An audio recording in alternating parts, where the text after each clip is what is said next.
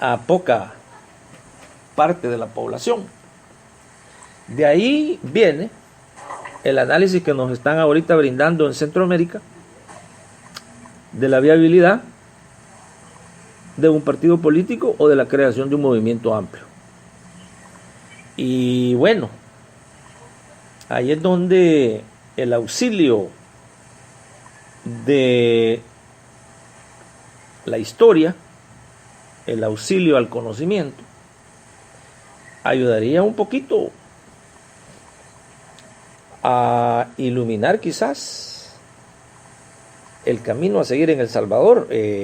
No nos vayamos del continente, nos quedamos acá en el continente americano, y tal vez Venezuela sería un ejemplo, relativamente hablando, que habría que estudiarlo, en el sentido de que Venezuela, como lo decía un poema hecho canción después, ha sido una eterna primavera. Una eterna primavera, pero para un 5-10% de la población. Hasta que la sociedad venezolana salió a las calles y dijo, ya no, hasta aquí.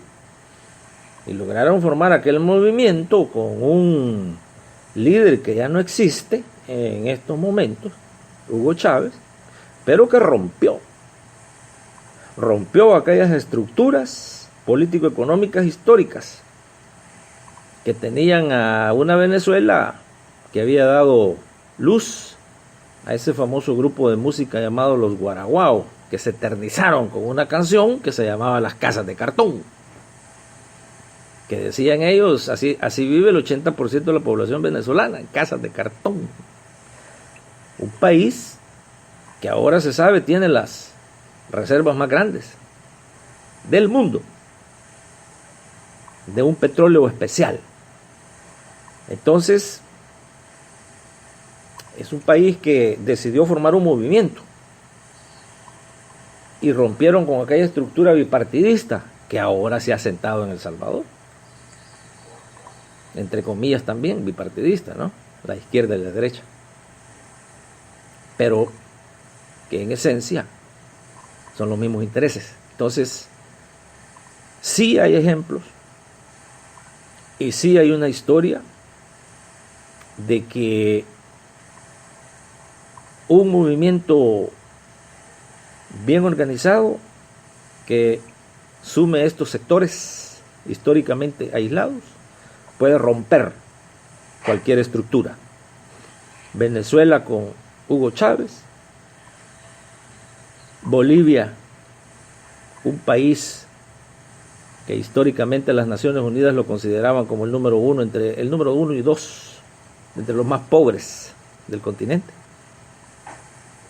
Hoy Bolivia, las mismas Naciones Unidas dice que es uno de los únicos países del mundo que ha vencido y que va venciendo la pobreza.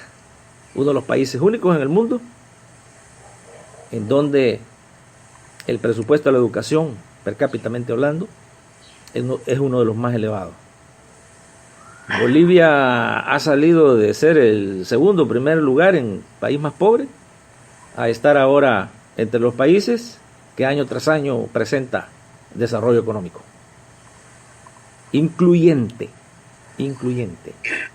Se llama Movimiento hacia el Socialismo, un movimiento. Lograron conformar los bolivianos. Y así enfrentar a una estructura partidaria similar a la de Venezuela, en donde uno o dos partidos monopolizaban el poder político desde 1520-21, que fue cuando llegaron los que llegaron a asaltar América. Entonces rompieron con esas estructuras, independientemente de lo que es la realidad en estos momentos. El Salvador puede llegar a ser noticia entonces.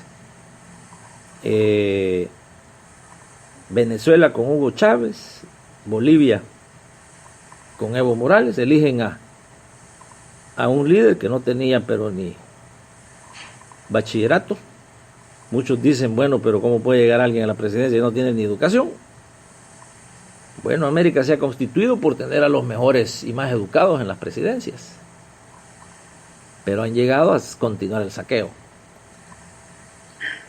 a terminarse el continente.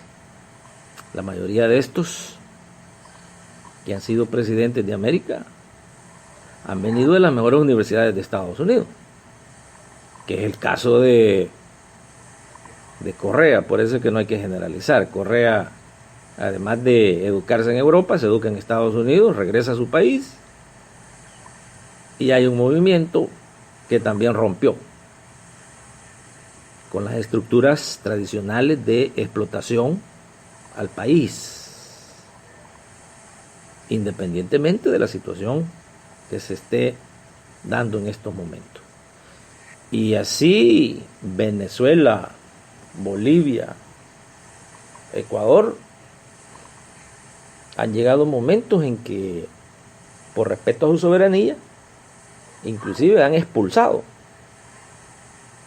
a tal grado que han expulsado a embajadores estadounidenses, delegaciones completas de la USA, de la USAID,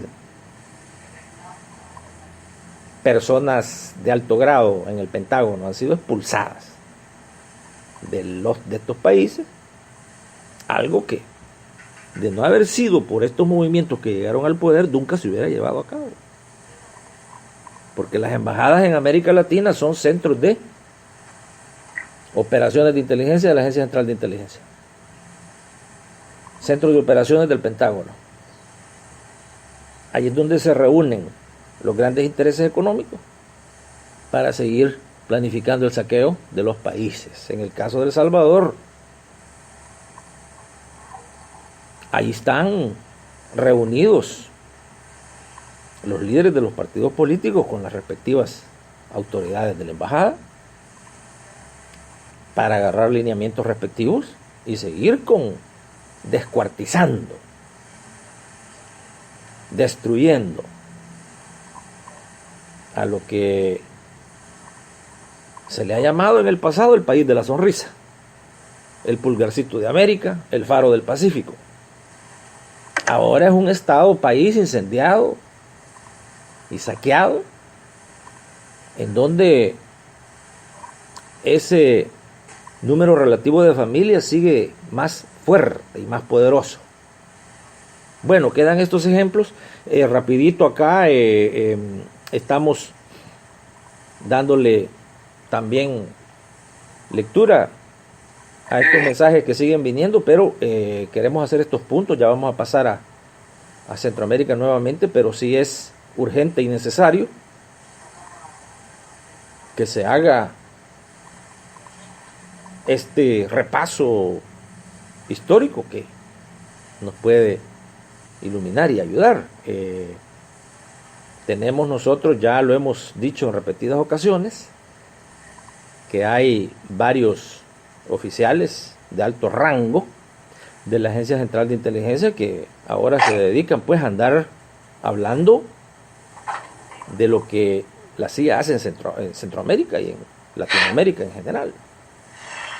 Y esto que estamos diciendo acá pues no es, esto ya está, es público, son declaraciones que se han dado de parte de mí, inclusive oficiales de alto rango, ¿no?, de la Agencia Central de Inteligencia. Yéndonos a estos ejemplos, entonces sí es posible que estos movimientos que abarquen a ese porcentaje de la población aislada, esa población que está acorralada,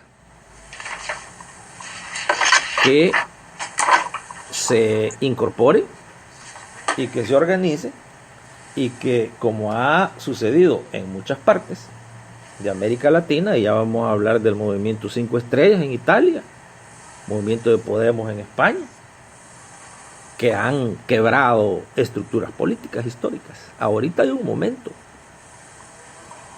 como dice Fidel Castro, esos momentos históricos que le favorecen al pueblo, si no se aprovechan, se convierten en siglos de más esclavitud.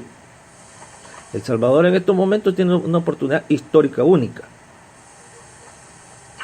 Una oportunidad histórica única que ya Ecuador la aprovechó en su tiempo, Bolivia la aprovechó en su tiempo, Venezuela la aprovechó en su tiempo, el mismo Brasil la aprovechó en su tiempo. Y queríamos aquí rapidito, antes de pasarle el micrófono a nuestros analistas aquí en Centroamérica, hablarles de este fenómeno nuevo que se acaba de dar en Italia. En Italia, país que históricamente ha sido gobernado para muchos, por lo más recalcitrante de la mafia, mafia económica, que es la que ahora gobierna a El Salvador, un grupo elitista de mafiosos que tuercen, violan leyes, promulgan leyes que siempre van en favor de ellos. Entonces, mire, amigo y amiga, que importantísimo lo que acaba de suceder en Italia, en donde surge el movimiento 5 estrellas, así se llama, M5S le dicen en italiano, un movimiento político italiano, dice. Se autodefinen como una libre asociación de ciudadanos. No se definen como partido político. Están en contra del sistema político tradicional, formado por los partidos políticos. En El Salvador es más que obvio ahora que lo que está representado en la Asamblea y en los 3 poderes del Estado, ejecutivo, legislativo y judicial, son los intereses únicos de esa clase dominante y de esa élite que ha dominado al país. Es un país estrangulado en donde la élite dominante tiene control absoluto del ejecutivo, legislativo y judicial, sin ningún espacio para el 70% del pueblo salvadoreño.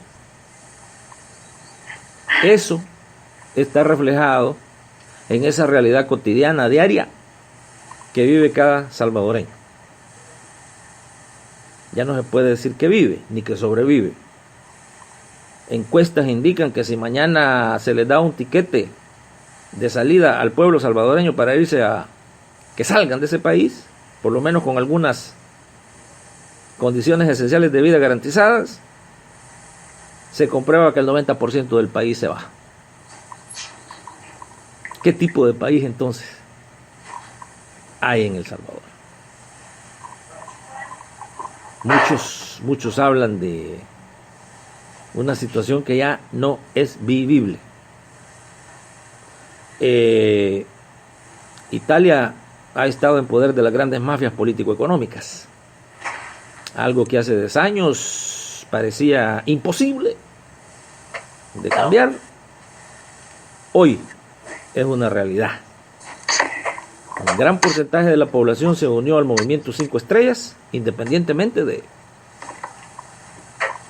lo que internamente o profundamente este movimiento sea, ideológicamente hablando, pero rompieron el sistema tradicional político de ese país. Un movimiento que fue fundado hace menos de 10 años, allá por el 2009.